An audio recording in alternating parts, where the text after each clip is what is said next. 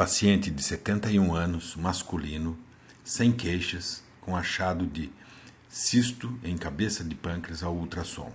Em bom estado geral, hipertenso controlado, obeso, IMC de 32, foi encaminhado para ecoendoscopia e avaliação. Ecoendoscopia mostrando lesão cística com conteúdo anecoico, regular e homogênea, medindo cerca de 1,34 por 1,12 centímetros nos maiores eixos, junto à confluência porto-espleno-mesentérica, junto ao colédoco e ao duto pancreático principal, apresentando área hipoecóica de cerca de 3,4 milímetros, circundando a lesão cística. Duto pancreático principal, com aspecto normal, medindo cerca de 3 milímetros na cabeça. A lesão cística não apresenta comunicação com o duto pancreático principal, e o aspecto sugere neoplasia intraductal mucinosa papilífera de duto secundário. Feita a punção com agulha de 22 gauge, e a histologia mostrou ser lesão mucinosa.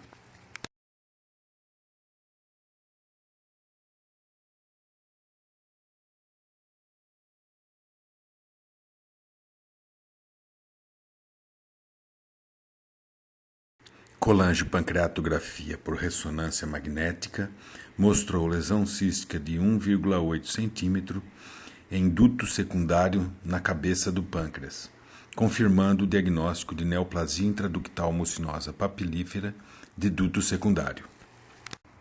IPMN ou NIMP, neoplasia intraductal mucinosa papilífera, é entidade recentemente caracterizada em 1996 e renomeada pela OMS em 2000, com o primeiro caso descrito em 1982. Origina-se no duto pancreático principal ou nos seus ramos principais, com crescimento papilar no epitélio ductal com rica produção de mucina e dilatação do duto acometido. A IPMN acomete principalmente a sexta e sétima décadas de vida, em homens numa taxa de 3:1, podendo ocorrer também na faixa dos 30 aos 90 anos. 80% dos casos são sintomáticos, ou então um achado incidental de dilatação do duto pancreático principal. No quadro clínico, o que se observa são crises recorrentes de pancreatite aguda de causa indeterminada. Tem origem multicêntrica e recorrência pós-operatória na parte remanescente. A IPMN caracteriza-se pela presença do tampão mucoso no interior do sistema canalicular pancreático, o abaulamento da papila e a proliferação das células colunares.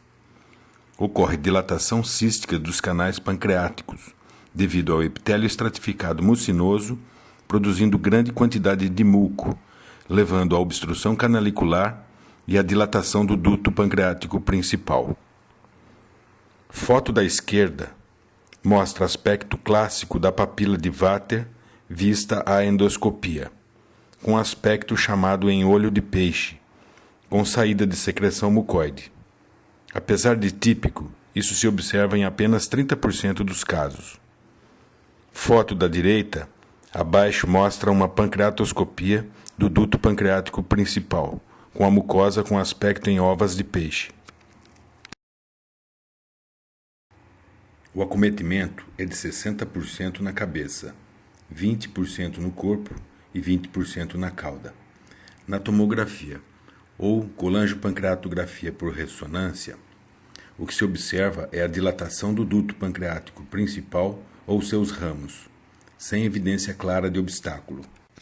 O comprometimento do duto pancreático principal ocorre em 45% dos casos, os canais secundários em 40%, e há acometimento misto em 15% dos casos.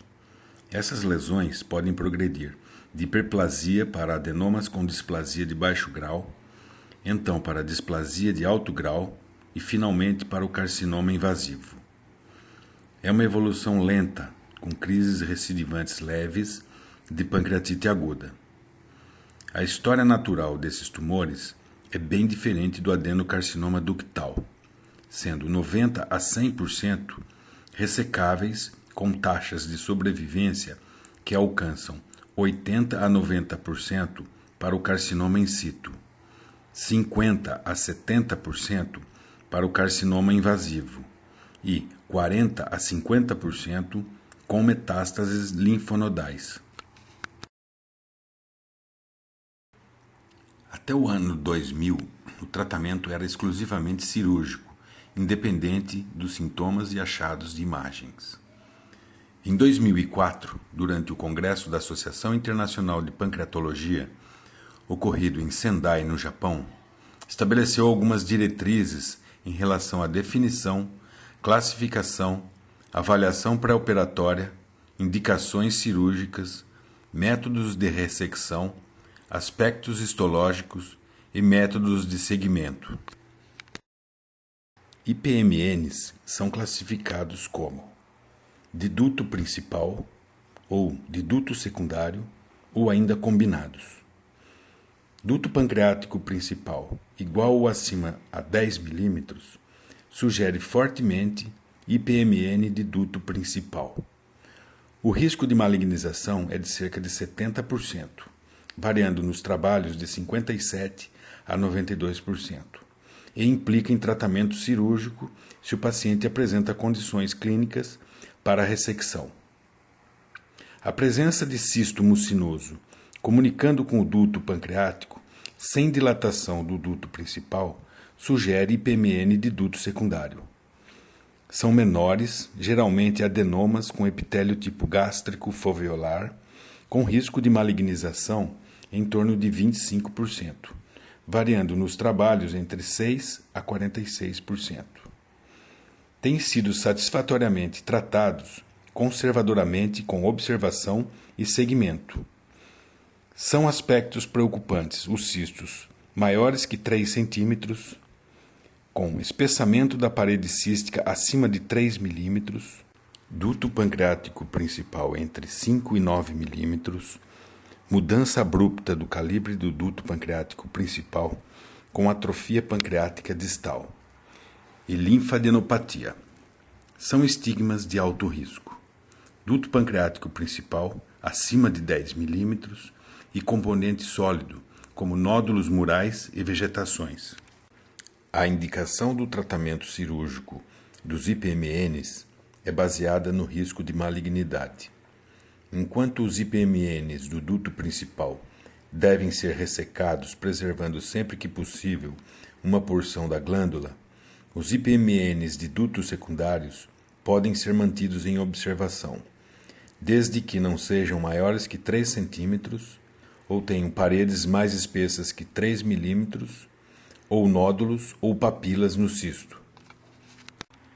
O tratamento cirúrgico também é indicado para o IPMN do tipo combinado.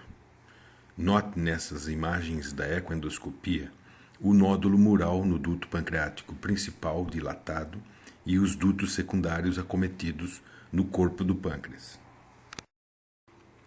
Em 2010, ocorreu um novo consenso internacional da Associação Internacional de Pancreatologia em Fukuoka, no Japão, que foi publicado em abril de 2012.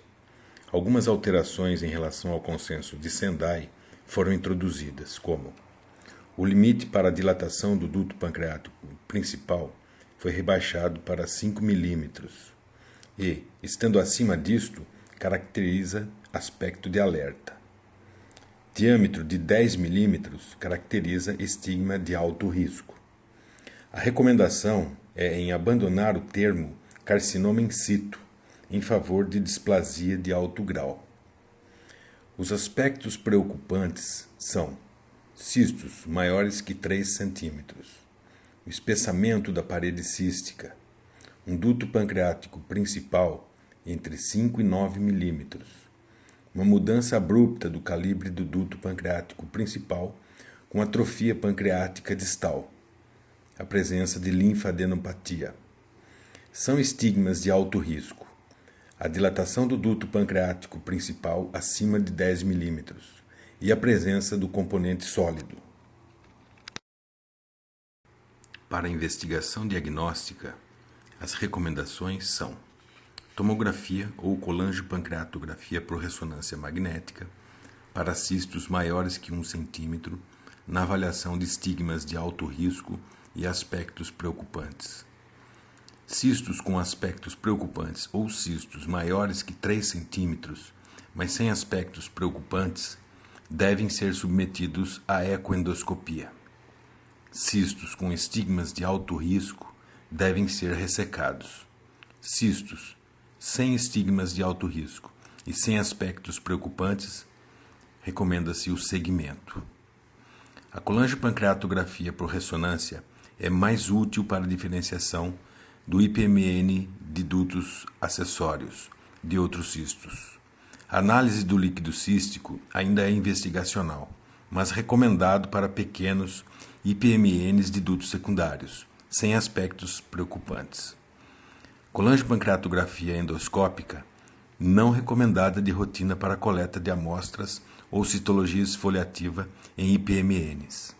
A distinção entre IPMN de duto secundário de um pequeno cisto seroso é difícil e requer ecoendoscopia com punção com agulha fina e dosagem do CEA do líquido cístico. As indicações cirúrgicas. Todos os pacientes com IPMN de duto principal e em condições clínicas devem ser ressecados. Os IPMNs de duto secundário com aspectos preocupantes ou com estigmas de alto risco devem ser ressecados. Os IPMNs de duto secundário maiores de que 3 centímetros, sem estigmas de alto risco e sem aspectos preocupantes, podem ser observados sem imediata ressecção. Métodos de ressecção. A pancreatectomia com linfadenectomia permanece como o tratamento padronizado para IPMNs invasivos e não invasivos. Ressecções anatômicas ou ressecções focais não anatômicas ou sem linfadenectomia ou esplenectomia podem ser consideradas nos casos não suspeitos de malignidade, mas incorrem em taxas aumentadas de fístulas e recorrência. Os casos de displasia de baixo ou alto grau podem ser bons candidatos para ressecção via laparoscópica. A ablação com instilação de etanol por punção não é recomendada, a não ser em protocolos experimentais. IPMNs de dutos secundários uni- ou multifocais apresentam o mesmo risco de malignidade. As ressecções segmentares podem ser indicadas para remover as áreas de maior risco oncológico, evitando-se assim a pancreatectomia total. Aspectos histológicos.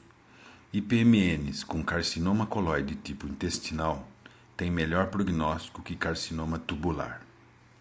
Em vez de se usar o termo carcinoma minimamente invasivo, usar T1A para lesões menores do que 5 milímetros, T1B para tumores entre 5 e 10 milímetros e T1C para tumores entre 1 e 2 centímetros. O tipo gástrico é tipicamente de baixo grau e raramente se maligniza. Se um carcinoma se desenvolve, é do tipo tubular e é agressivo. Se a margem de ressecção for positiva para carcinoma invasivo ou displasia de alto grau, é necessário ampliar a ressecção. Como segmento dos pacientes sem estigmas de alto risco, se recomenda a colangiopancreatografia por ressonância magnética em 3 a 6 meses e, se estáveis, segmento anual mais os marcadores sorológicos. Dentre as lesões císticas do pâncreas, os IPMNs representam cerca de 38% delas, sendo 21% IPMN de duto principal e 17% IPMN de dutos secundários. Tabela de marcadores tumorais e bioquímicos no líquido das lesões císticas pancreáticas. A amilase acima de 5.000 no pseudocisto de pâncreas, como também no cisto de retenção. O CA19-9 acima de 50.000 no cisto mucinoso e no cisto adenocarcinoma. O CEA acima de 400 no cisto mucinoso e no cisto adenocarcinoma.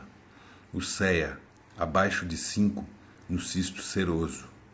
O CA72-4 maior do que 40 no cisto mucinoso e no cisto adenocarcinoma. A presença de mucina acima de 1.200 no cisto mucinoso e no cisto adenocarcinoma. Os trabalhos do professor William Brugge, de Harvard, sobre análise bioquímica e citológica do conteúdo líquido dos cistos pancreáticos mostra a diferenciação entre pseudocisto, cisto adenoma seroso, cisto adenoma mucinoso e adenocarcinoma pancreático. Na prática, se utiliza a verificação da presença da mucina, a dosagem da amilase, cujo nível de corte é 800, e do CEA, abaixo de 200 e superior a 300. As mutações KRAS e GNAS são altamente específicas e ocorrem em 96% dos IPMNs e podem ser identificadas no líquido cístico. Trabalho de análise do líquido cístico apresentado no DDW de 2012 incluiu uma meta-análise com 12 estudos e 450 pacientes. Mostrou que a amilase abaixo de 250, o CEA acima de 800, elimina o pseudocisto. Um CEA abaixo de 5 e um CA19-9 abaixo de 37 elimina cisto mucinoso e também IPMN. Um CEA acima de 192 tem 80% de acurácia em diagnosticar um cisto mucinoso, mas o CEA não pode estabelecer malignidade. Ultrassom intraductal, miniprobe de alta frequência, introduzido dentro do duto pancreático principal, mostrando nódulo mural em duto secundário em cabeça de pâncreas. Tomografia mostrando lesão cística multilocular na cabeça e lesão unilocular na cauda, em múltiplos IPMNs de dutos secundários. Colangiopancreatografia por ressonância magnética, mostrando 2 IPMNs de dutos secundários em cabeça e cauda. Consenso Internacional em 2003 e publicado em 2005 classifica os subtipos histológicos de IPMNs. Tipo gástrico. Geralmente se apresenta como pequenas lesões nos dutos periféricos com atipia de baixo grau. Tipo intestinal. Lesões maiores com marcada atipia de moderada a severa, correspondendo a neoplasia borderline ou carcinoma in situ, no duto principal e dutos secundários. Tipo pancreato biliar. Severa atipia, correspondendo a carcinoma in situ. Tipo oncocítico, atipia de alto grau, correspondendo a carcinoma in situ. 1/3 dos IPMNs tem adenocarcinoma invasivo associado, e os IPMNs não invasivos subsequentemente desenvolvem carcinoma coloide invasivo, a neoplasia mucinosa não cística, ou o adenocarcinoma ductal invasivo. Resumo de alguns trabalhos recentemente publicados sobre IPMN de duto secundário.